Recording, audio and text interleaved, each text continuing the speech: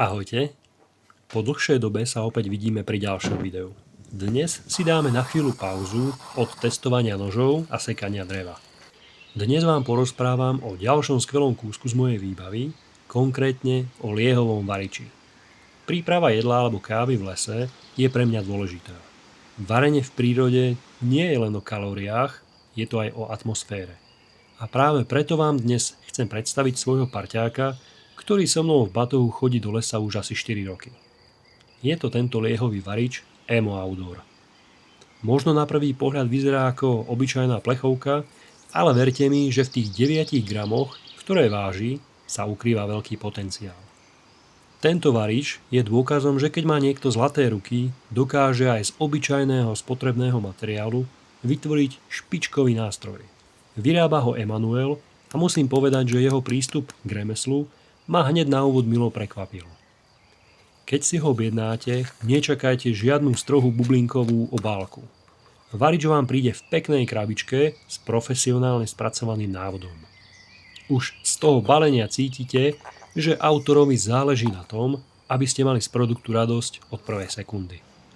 K variču dostanete aj ľahučké transportné púzdro z veku, čo je materiál, ktorý skoro nič neváži, ale ochráni varič pred nečistotami. Na spodnej časti je vyrazené logo. A chcete niečo skutočne unikátne, môžete si nechať vyraziť vlastné meno alebo nápis. Celé to váži neskutočných 9 gramov. Je to také ľahké, že o ňom v batohu absolútne neviete. Pre porovnanie, balík žuvačiek váži 14 gramov. Poďme k tomu, prečo ho volám raketa. Varič má dvojitú stenu a pracuje na princípe tlaku. Keď sa pozriete bližšie, po celom obvode nájdete presne 32 malých trysiek. Presunieme sa tentoraz ku mne domov, pretože chcem, aby bolo dobre vidieť plamene, ktoré z variča vychádzajú. Von v prírode, kde svieti slnko, to žiaľ nie je veľmi dobre vidieť. Ten moment, keď ho zapálite, je malý zázrak. Kým väčšina liehových varičov potrebuje minútu, dve, kým sa nahreje a začne pracovať, Emo splyňuje už za 10 sekúnd. Plamene, ktoré z neho vychádzajú, sú malé, ale sústredené a majú skutočnú silu. Pripomínajú horáky na plynovom sporáku. Žiadne lenivé plápolanie, ale skutočný výkon.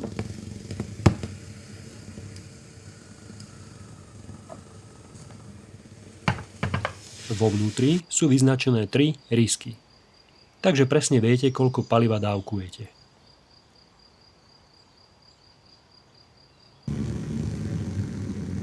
Moja skúsenosť je taká, že 15 ml liehu vám vydrží horieť zhruba 6 minút. To je čas, za ktorý pohodlne zohrejete 400 ml vody na čaj alebo kávu.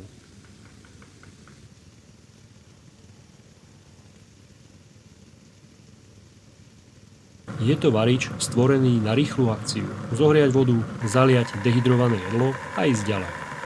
Nie je to na hodinové vyváranie guláša, ale v tom, na čo bol stvorený, nemá veľa konkurencie. Varič som nešetril, mal som ho so sebou v daždi, vo vetre, aj v tuhom mraze. Pri minus 10 stupňoch sa ukáže pravá povaha liehu. Splyňovanie trvá o niečo dlhšie, spotreba paliva narastie, ale Emo to nevzdal. Fungoval skvele aj v mrazivých podmienkach. Práve vďaka hliníkovej konštrukcii, ktorá výborne vedie teplo. Steny variča sú tenké a veľmi rýchlo nahrejú palivo medzi nimi.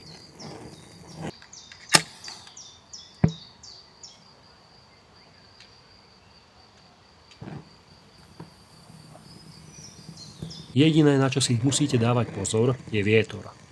Liehový varič nemá rád prietor. Ako náhle fúka, prichádzate o drahocenné teplo. Poriadne závetrie je preto povinná jazda. Emanuel k variču ponúka aj skvelé doplnky ako ochranný obal, fľašku na lieh či origami stojan. Je to kúsok skladacieho plechu, ktorý má v sebe integrovaný regulátor výkonu.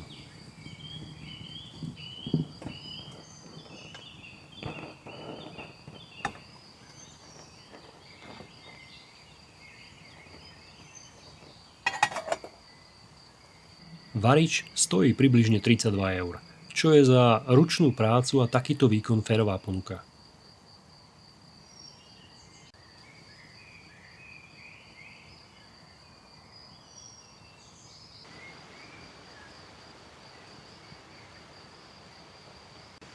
Za tie 4 roky je môj varič už trochu otlčený. Má svoje jazvy, ale tie k zálesáctvu patria. No i tak funguje stále 100%.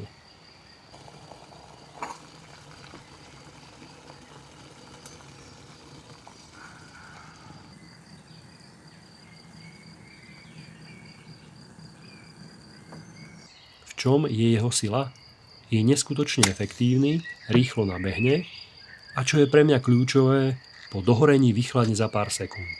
Kým vaši kamaráti s plynovými bombami alebo mosadznými varičmi čakajú, kým ich výbava vychladne, vy máte varič zbalený a ste na ceste. Navyše ho môžete používať i hneď po vybalení z krabice. Nepotrebujete k nemu žiaden špeciálny stojan na nádobu, pretože nádoba na varenie sa položí priamo na varič.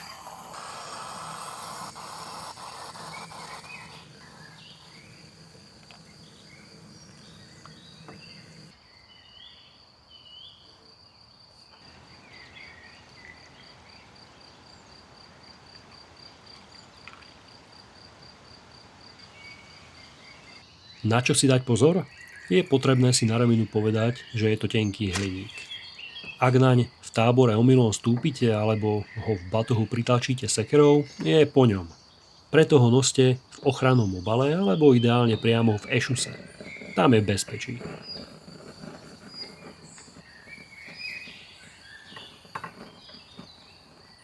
Varič Emo Outdoor nie je pre každého, nie je pre tých, ktorí chcú v lese variť guláš pre partiu ľudí. Je pre tých, ktorí hľadajú v batohu každý voľný gram, ale zároveň chcú v prírode cítiť to povestné ticho, ktoré liehový plameň ponúka. Je to skvelý spoločník na cestách do prírody, je ideálny pre rýchly ohrev vody na čaj, kávu či instantnú polievku.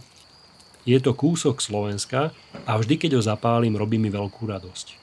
Varič Emo Outdoor vyplnil dieru na trhu s liehovými varičmi. Dlhú dobu boli liehové variče vnímané ako pomalé a málo výkonné.